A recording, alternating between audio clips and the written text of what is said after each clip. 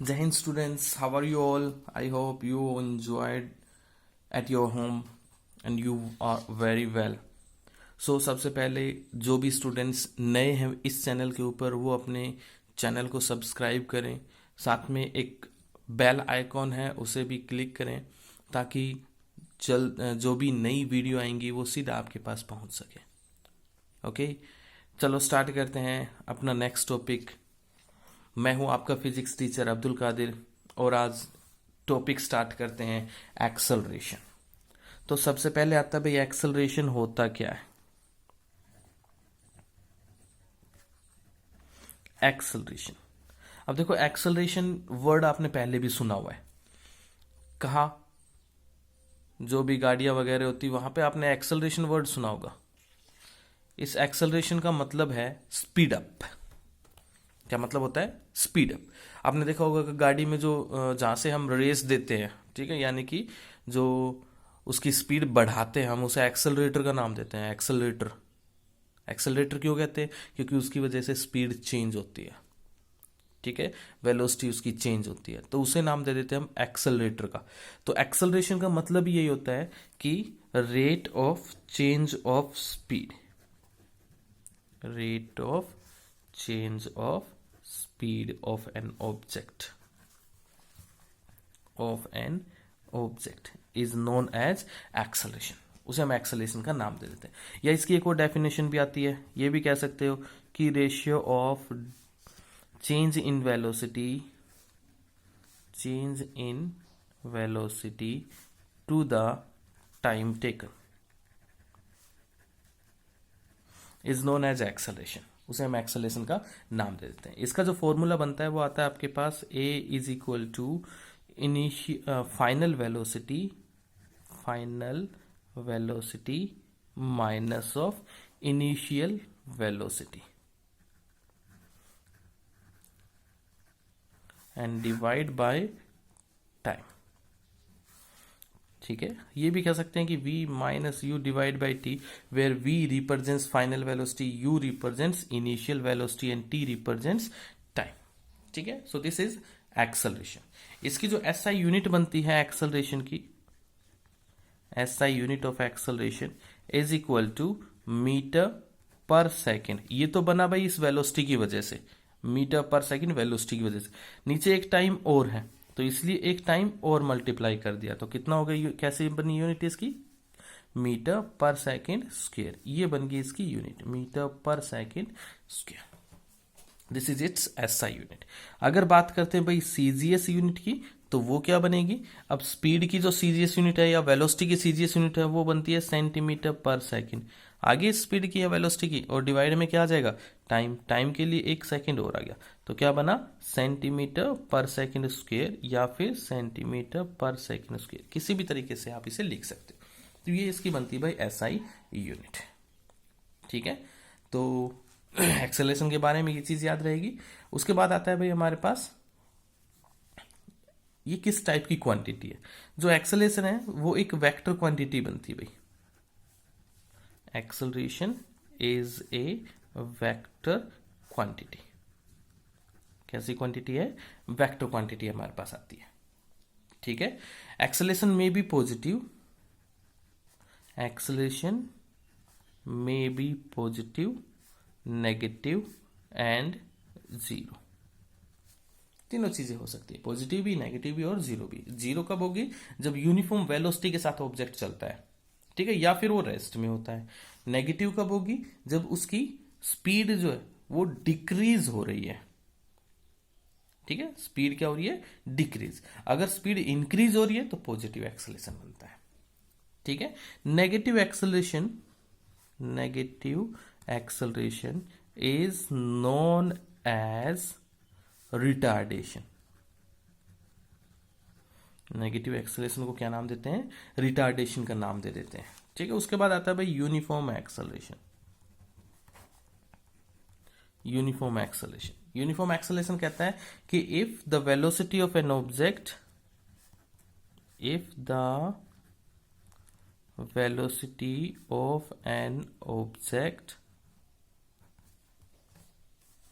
change by equal amount change by equal amount in equal interval of time.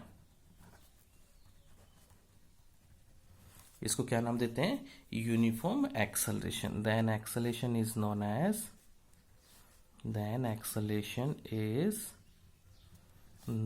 As uniform acceleration. ठीक है, तो उसे क्या नाम देते हैं हम? यूनिफॉर्म एक्सेलरेशन का नाम दे देते हैं। नेक्स्ट आता है भाई non uniform acceleration. Non uniform acceleration, non uniform acceleration में क्या होगा? वेलोसिटी चेंज तो होगी, इक्वल अमाउंट में होगी, लेकिन टाइम इंटरवल अलग अलग हो जाएगा। या फिर टाइम इंटरवल को इक्वल रखते हो तो वेलोसिटी चेंज अनइक्वल हो जाएगी। तो इसकी डेफिनेशन हम दे सकते हैं कि if the velocity of an object change by equal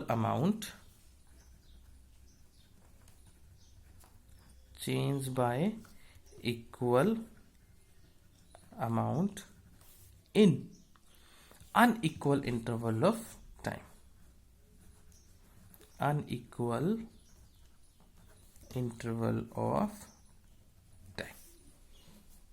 ठीक है।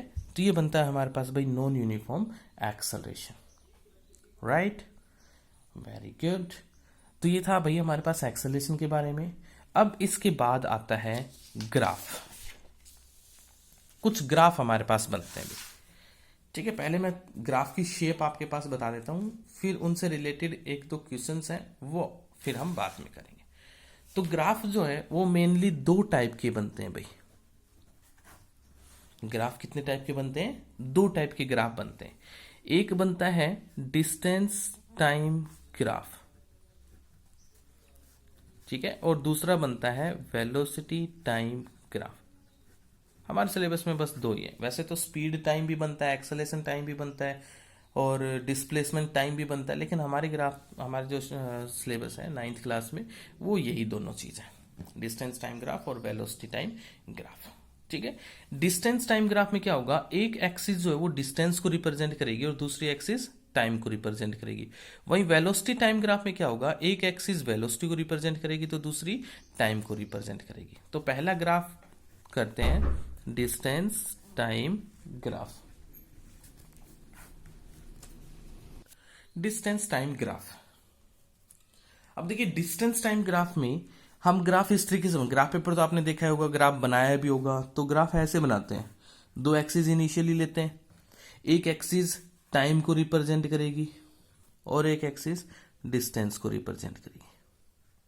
इसीलिए इसको नाम दिया गया है डिस्टेंस टाइम ग्राफ, क्योंकि एक डिस्टेंस होगा तो एक टाइम होगी। याद रखें कि हमेशा एक्स एक्सिस कर लोगे वो टाइम ही लेके चलेंगे और वाई एक्सिस कर लोगे वो डिस्टेंस ही लेके चलेंगे, अदरवाइज शेप है वो चेंज हो जाएगी भाई।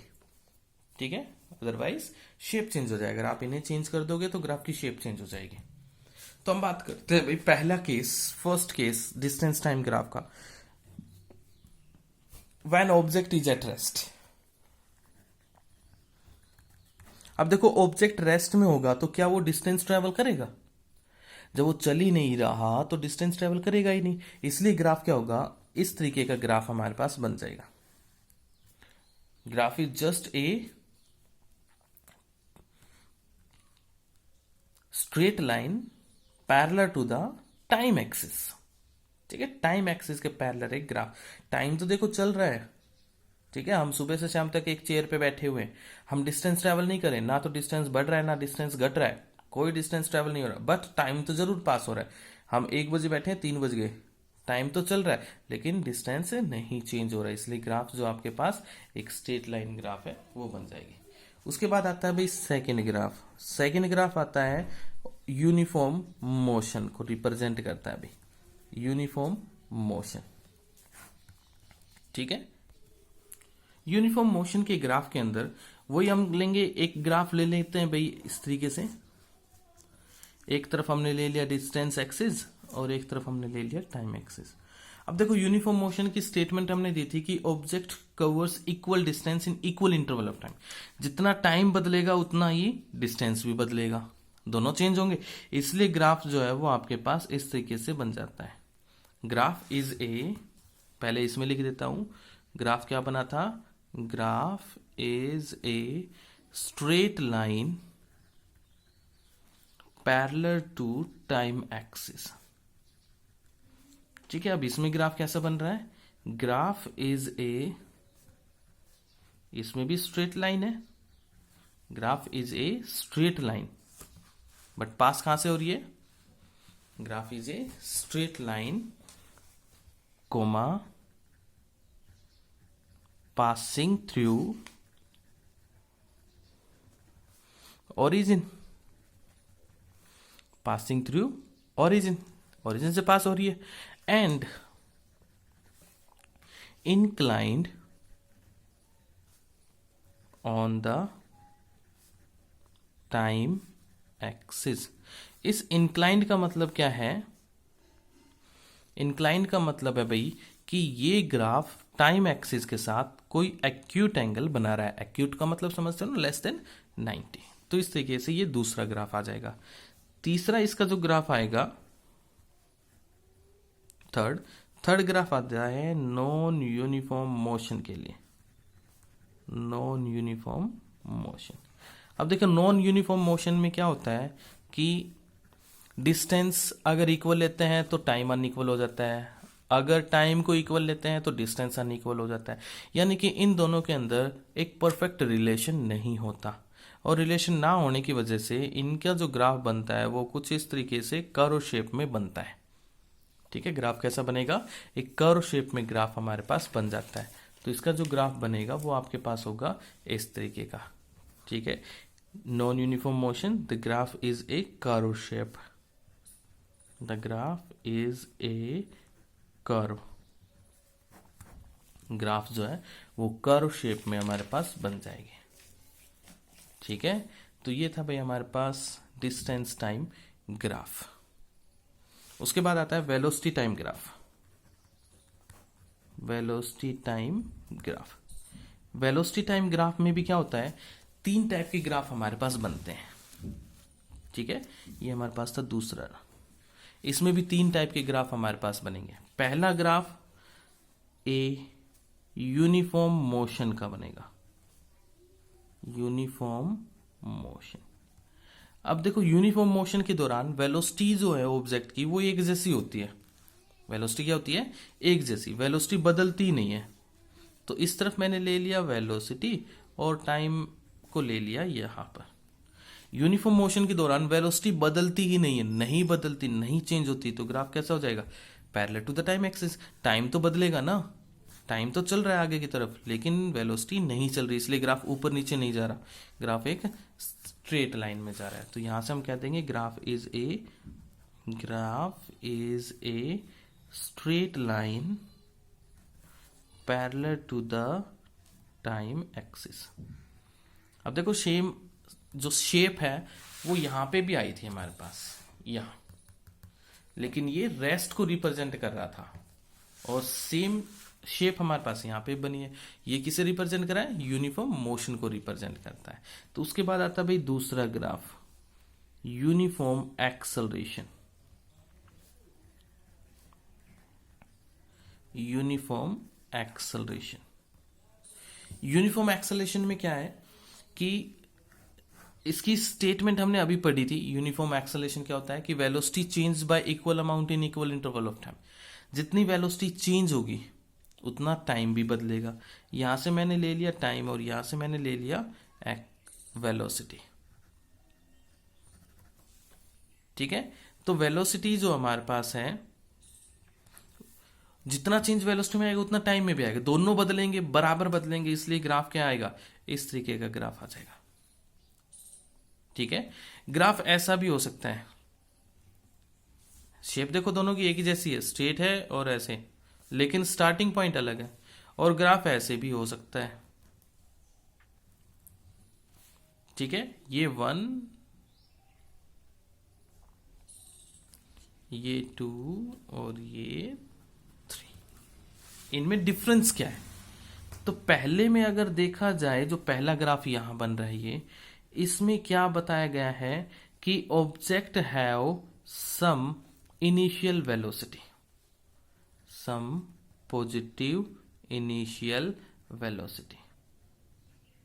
अगर ऑब्जेक्ट यूनिफॉर्म एक्सेलरेटेड मोशन में है और उसके पास इनिशियल वेलोसिटी है, कुछ ना कुछ 0 प्लस कुछ इनिशियल वेलोसिटी है, तो ग्राफ यहां से शुरू करोगे। ठीक है, दूसरा क्या रिप्रेजेंट कर रहा है यहां पे, सेकंड रिप्रेजेंट कर रहा है कि object have 0 initial velocity, 0 initial velocity. दूसरे में बताया गया कि उसकी इनिशियल वेलोसिटी कितनी है, 0, इसलिए ग्राफ देखो 0 से स्टार्ट हो रहा है। और तीसरे में बताया गया है कि object have some negative initial velocity.